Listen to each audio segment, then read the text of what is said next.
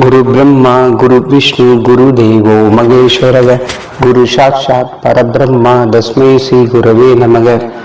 அதாவது சிவன் பார்வதி சுயம் நடக்குது. அந்த இடத்துல வந்து பார்த்திங்கன்னா தேவர்களும் தேவதைகளும் மற்றும் எல்லா முனிவர்களும் அந்த இடத்துல இருக்காங்க. அப்போது பார்வதி வந்து பார்த்திங்கன்னா அங்கே இந்த இடத்துல வந்து தோன்றாங்க. அந்த இடமே வந்து பார்த்திங்கன்னா ரொம்ப பிரகாசமாக ஒரு ஒளி பொருந்திய இடமா அந்த இடம் இருக்கு. அப்போ சிவன் பார்வதியோட விவாகமும் வந்து பார்த்திங்கன்னா நடந்து முடியுது. சமயம் வந்து பார்த்திங்கன்னா பிரம்ம தேவரோட வந்து அந்த உயிர் சக்தியானது வந்து பார்த்திங்கன்னா கங்கை கரை ஒரு நதியில வந்து அந்த உயிர் சக்தி வந்து ரெண்டாக விழுது.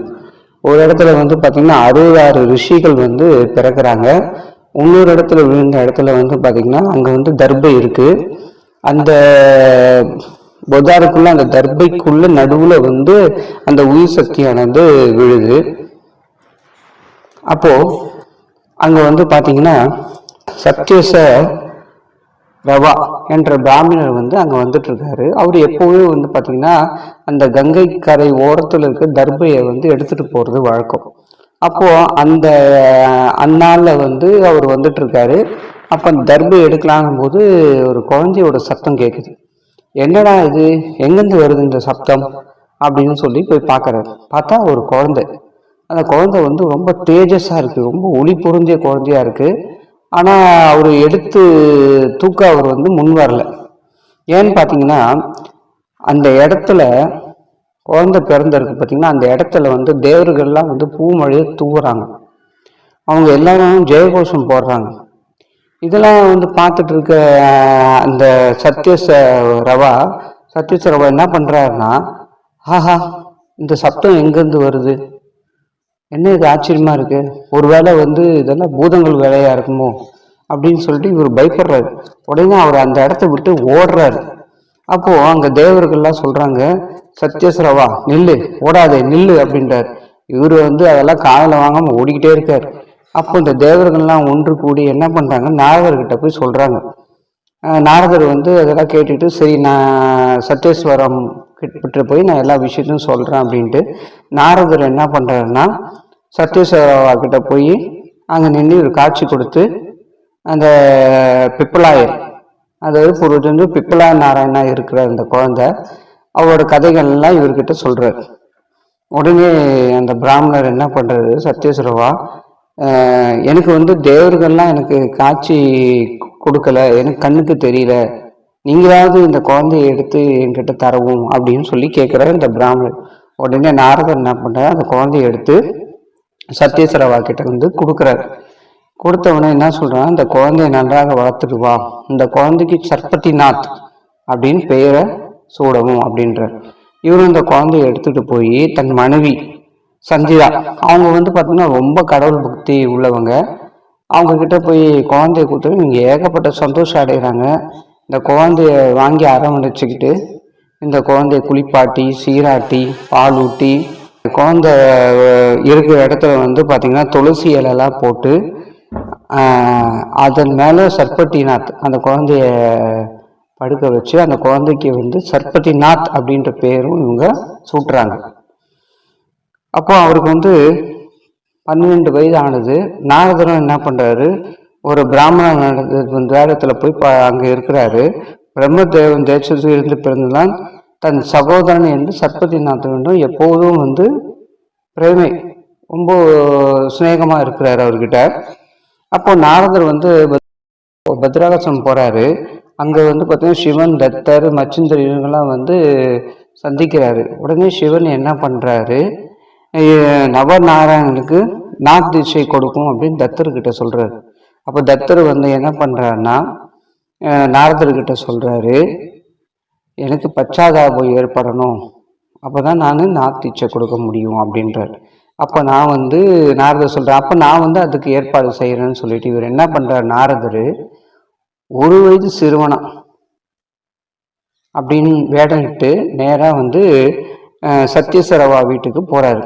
அங்க போய் குழம்பா, தன்னோட பேர் குழம்பா அப்படின்னு சொல்லி அவர் வந்து அறிமுகப்படுத்திட்டு, நான் இங்கேயே கல்வி கற்க விரும்புகிறேன் உங்ககிட்ட என்னை சேர்த்துக்குங்க, என்னால் முடிஞ்ச வேலைகள்லாம் நான் இங்கே பார்க்குறேன் அப்படின்னும் போது அப்போ அந்த சத்தீஸ்வரவர்மா என்ன பண்ணுறாரு, சரி அப்படின்னு சொல்கிறார். அப்போது இந்த குழம்பாவும், அதாவது நாரதர் வேடமிட்டு இருக்க இந்த குழம்பாவும் சத்பதிநாத்தும் ஒன்றாவே கல்வி கற்கிறாங்க. அப்போது சத்யேஸ்வரவா என்ன பண்ணுறாரு, கிராமத்தில் ஒரு புரோகிதர் வராரு, அதாவது தன் வீட்டுக்கு வர வைக்க சொல்கிறாரு, அழைக்கிறாரு. ஏன்னு பார்த்தீங்கன்னா அவர் வீட்டில் அன்றைக்கி வந்து சீமந்தம்லாம் நடக்குது, நீங்கள் வந்தே ஆகணும் அப்படின்னு சொல்கிறாரு அந்த புரோகிதர். இவரும் வந்து சரி கண்டிப்பாக வந்து நான் கலந்துக்கிறேன் அப்படின்றாரு. அப்போ என்ன பண்ணுறாருன்னா இவர், குழம்பா சத்பதி நீங்கள் 2 பேரும் இன்றைக்கி எஜமான்கிட்ட போய் தட்சிணை வாங்கிட்டு வருவோம்னு சொல்லி இவங்க 2 பேரையும் அனுப்புகிறார். அப்போ குழம்பா என்ன பண்ணுறாரு, இதுதான் நல்ல நேரம், இவரை வந்து தட்சணை வாங்குகிற இடத்துல சத்பதிநாத தகராறு ஏற்படுத்த வைக்கலாம், அப்போ தான் இவருக்கு விருத்தி ஏற்படும், அது மூலியமாக தான் இவர் வந்து தன்னோட ஒரு இதுக்கு வர முடியும், ஒரு நிலைக்கு வர முடியும் இவரால் அப்படின்னு சொல்லி குழம்பா வந்து ஒரு முடிவு பண்ணுறாரு.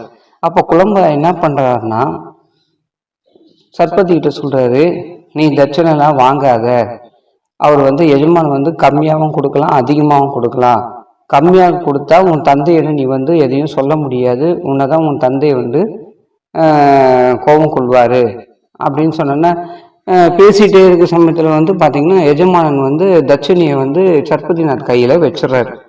அப்போது சத்பதிநாத் கோபமாக சொல்கிறாரு, பிராமணன் தகுதி ஏற்ப நீங்கள் வந்து தட்சணை கொடுக்கணும், இது என்ன இவ்வளோ குறைவாக கொடுத்துருக்கீங்க, அப்போ நான் எவ்வளோ தான் கொடுக்குறதுன்னு அந்த எஜமான் கேட்குறாரு சத்பதிநாத் கிட்ட. அப்போது சொல்கிறாரு, தகுதிக்கு ஏற்ப என்று சொல்கிறாரு சத்பதிநாத். போய் இந்த தருணத்துக்காக தான் குழம்பா வந்து காத்துட்ருக்காரு. உடனே என்ன பண்ணுறாரு, குழம்பா ஓடி போய், அதாவது சத்பதிநாதோட தந்தை இருக்காருல்ல சத்யேஸ்வரவாவிடம் போய் இந்த விஷயத்தெல்லாம் சொல்கிறார். என்ன சொல்கிறாருன்னா, இது மாதிரியா சத்பதிநாத் வந்து அங்கே விதண்டாவாதம் பண்ணிகிட்ருக்காரு, கொடுக்குற தட்சணையை வாங்காமல் விதண்டாவாதம் பண்ணிகிட்ருக்காரு, இப்படியே போனால் உங்களோட சேமிப்பெல்லாம் பாதிக்கும், இதற்கு ஒரு நீங்கள் முடிவு கட்டி தான் ஆகணும் அப்படின்னு இவர் பூஜை புனஸ்காரம்லாம் முடிச்சுட்டு உடனே அந்த இடத்துக்கு போகிறார். அவர் அங்கே போய் பார்த்தாலும் சத்பதிநாத் விவாதம் பண்ணிகிட்ருக்காரு. உடனே இவர் கோபம் கொண்டு என்ன பண்ணுறாருன்னா ஓங்கி கன்னத்தில் அரைஞ்சிடுறாரு. உடனே என்ன பண்ணுறாரு சத்பதிநாத் ரொம்ப கோபத்தோடு என்ன பண்ணுறாரு, அங்கே இருக்கிற பசுவதியின் கோயிலுக்கு போகிறாரு. தேவி பசுவதி கோயிலுக்கு போய் அங்கே உட்காந்துடுறாரு. இவர் சத்பதிநாத் வீட்டுக்கு போகல, ஏன்னு பார்த்தீங்கன்னா தன் தந்தையை கன்னத்திலே அரைஞ்சிட்டாரு அப்படின்னு கோபத்தில் போயிட்டார். உடனே இவர் நாரதர் என்ன பண்ணுறாரு, இன்னொரு பிராமணோட அங்கே வர்றாரு. வந்து நாரதர் வந்து சத்பதி வந்து கேட்குற, ஒன்றும் தெரியாது, நீங்கள் யார் அப்படிங்கும்போது என்ன இங்கே சேர்ந்துட்ருக்கீங்க அப்படின்னு கேட்கும்போது அப்போ சத்பதிநாத் நடந்த விஷயங்கள்லாம் சொல்கிறார். அப்போது அதை கேட்ட நாரதர் என்ன பண்ணுறாரு, வேண்டுமென்று சத்யேஸ்வரவா கையில் கிடைத்த புத்திரன் நீ இழந்தாய் அப்படின்னு சொல்கிறார். நீ கண்ணை கட்டி காட்டுக்கு செல் அப்படின்றார். உடனே இவர் என்ன பண்ணுறாரு, இந்த நாரதர் இன்னொரு பிராமணனை அழைச்சி இப்போ குழம்பாவை இங்கே அழைச்சிட்டு வாங்க அப்படின்றார். உடனே அந்த நாரதர் வந்து என்ன பண்ணுறாரு, அந்த இடத்த விட்டு கொஞ்சம் தூரம் போனோன்னே அவரே வேறு வேடமிட்டு குழம்பா ரூபத்தில் அங்கே வந்து என்ன சத்பதிநாத் என்னை கூப்பிட்டியாமே அப்படின்னு சொல்லி கேட்குறாரு. அப்போ வந்து சத்பதி வந்து சொல்கிறாரு, நம்ம வந்து என்ன பண்ணுவோன்னா பத்ரி கேதார்லாம் தரிசனம் முடிச்சுட்டு நம்ம காசிக்கு போய் கல்வி கற்கலாம் அப்படின்னு சொல்லி இவங்க 2 பேரும் முடிவு பண்ணுறாங்க. அப்போது தத்தரும் அச்சுந்தாரும் அங்கே என்ன பண்ணுறாங்க, காட்சி கொடுக்குறாங்க. அப்போது குழம்ப தத்தாத்திர பாதத்தில் வந்து விழுந்து வணங்கி நமஸ்காரம்லாம் செஞ்சு அவரோட அருளை பெறுறாரு. உடனே வந்து குழம்பா என்ன பண்ணுறாரு, இருவரையும் அறிமுகம் செய்கிறாரு. ஆனால் இவருக்கு வந்து அந்த தரிசனம் இவருக்கு சத்பதிநாத்துக்கு கிடைக்கல. அப்போ கேட்குறாரு, உங்கள் 3 தரிசனம் நான் வந்து பெறணும் அப்படின்னு சொல்கிறாரு. அதுக்கு வந்து குரு கிருபை இருந்தால் மட்டும்தான் எங்களோட 3 தரிசனம் கிடைக்கும் அப்படின்றார். அப்போது குழம்பா வந்து அந்த இடத்துல நான் தான் நாரதர் வேலையிட்டு உன் கூடையே குழந்தை என்ன வயதில் இருந்தாலும் உன் கூடையே தான் நான் இருந்திருக்கேன், உன்னை இங்கே கொண்டு வர இந்த தகுதி ஏற்ப இந்த யோக கலைகளாக கற்றுக்க தான் உன் கூட இருந்து நான் இந்த குழம்ப வேடத்தில் நான் இருந்தேன் அப்படின்னு சொல்லி சத்பதிநாத்துக்கு புரிய வைக்கிறார். அப்போ சொல்ற தத்தர் ஒரு முறை குரு காதில் மந்திரம் ஓதினால் ஜெகமே பிரம்மமயமாகி காட்சி தரும் அப்படின்றார் தத்தர். சர்பதி என்ன பண்றது, தங்களை நீங்க தான் எனக்கு குரு, உங்களை விட எனக்கு யார் சிறந்த குருவா இருப்பார், நீங்களே எனக்கு குருவா இருங்க அப்படின்னும் போது தத்தர் என்ன பண்றது, சிரசில் வரத அஸ்திரத்தை வைத்து காதில் மந்திரம் ஓத அஞ்ஞானம் விலகி திவ்ய ஞானம் பிறந்தது சர்பதிநாத்துக்கு. சர்பதிக்கு நாரத தரிசனமும் கிடைத்தது. தத்தரிடம் சர்பதிக்கு வித்தியை கற்பித்து நார்திஷை கொடுக்க சொன்னார். நாரத வித்தியை அஸ்த சஸ்திரம் கற்பித்து தவம் செய்ய அமர்த்தினார். சர்பதி நாக அஸ்வத்தம் சென்று 12 வருடங்கள் தீவிர சாதனை புரிந்தார். 9,07,00,000 சாபரி கவிதைகள் புனைந்தார். எல்லா தேவர்களும் அவரை ஆசீர்வதித்தனர். பிறகு கிருநார் சர்பதிநாத் பிறகு எங்கெல்லாம் போனார் பார்த்தீங்கன்னா, கிருநார் பர்வதம் தீர்த்தயாத்திரைக்கு சென்றார். ராமேஸ்வரம், பூரி, ஜெகநாத், கோகர்ணம், மகாபாலேஸ்வர், ஹரிரேஸ்வர், காசி எல்லா யாத்திரையும் முடித்தார். சர்பதிநாதன் அநேக சிஷ்யர்கள் 9 பேர் சித்தக்கலையில் நிபுணராக விளங்கினார் சர்பதிநாத். இந்த கதைகள் மூலியமா நம்மளுக்கு கிடைத்த கருத்து என்னன்னு பார்த்தீங்கன்னா, சர்பதிநாத் பிறந்ததிலிருந்து நாரதர் கூடயே இருக்கிறாரு. அதாவது 1 வயது சிறுவனா வேடமிட்டு குழம்பா என்ற பேரிலேயே அவர் அவர் கூட இருந்து கல்வியெல்லாம் கற்றுக்கிட்டுறாரு. அவருக்கு கடைசியில் சர்பதிநாத்துக்கு தத்தர் மூலியமா தீட்சையும் கொடுக்க வைக்கிறார் நாரதர். அப்போ நம்மளும் எப்பவுமே குருமார்களையோ இல்லை கடவுளையோ பிரார்த்தனை செஞ்சுக்கிட்டே ஏதாவது ஒரு வடிவத்தில் ஒரு மாமுனிவரோ ரிஷிகளோ சத்குருவோ மகான்களோ நம்மளுக்கு காட்சி கொடுத்து நம்மளை நல்வழி நடத்துவார்கள். இந்த கதை நம்மளுக்கு புரிய வைக்குது. மீண்டும் உங்களை அடுத்த வாரம் சந்திக்கிறேன். ஓம் நமோ ஆதேஷ்.